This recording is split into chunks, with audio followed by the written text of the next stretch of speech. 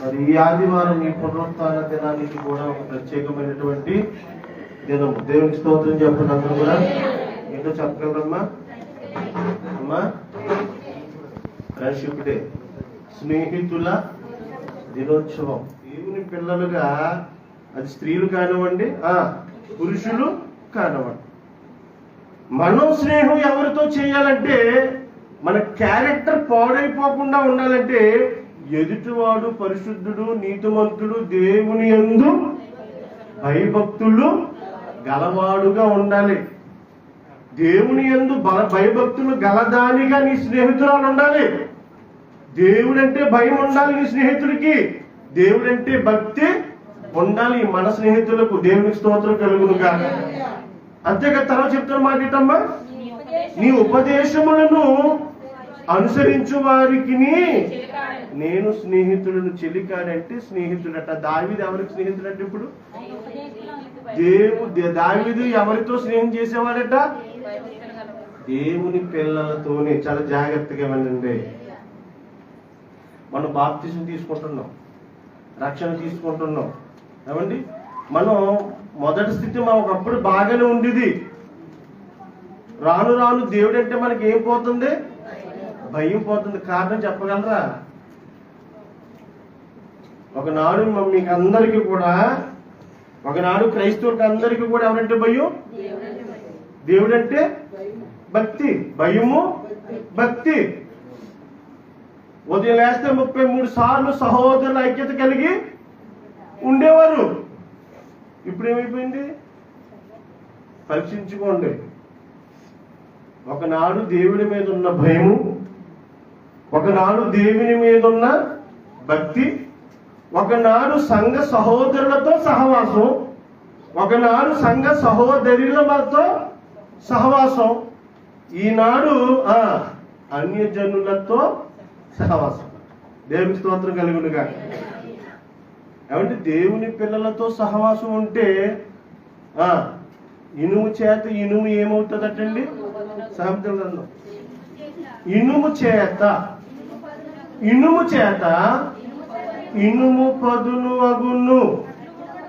అమ్మా బాగా ఉన్నాను. ఇనుము చేత భయభక్తుల గలవాడితో ఉంటే ఏమొస్తాయి మనకి?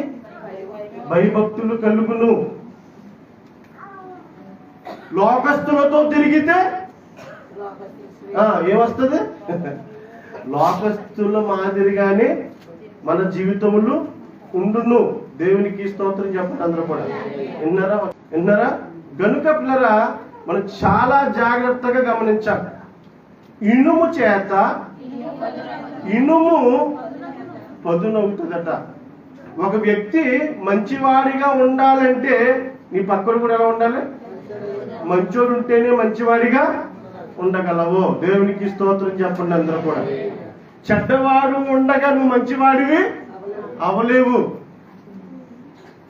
విన్నారా? ఇనుము చేత ఇనుము పదునగును.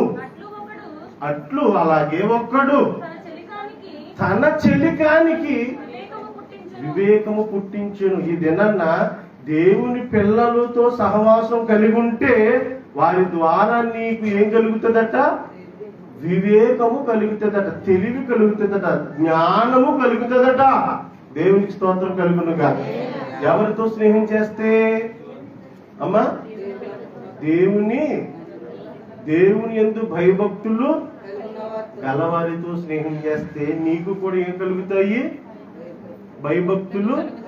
ఇప్పుడు నీతో ఒక సహోదరుడితో స్నేహం చేసావు, ఒక సహోదరి రాళ్ళతో స్నేహం చేసావు.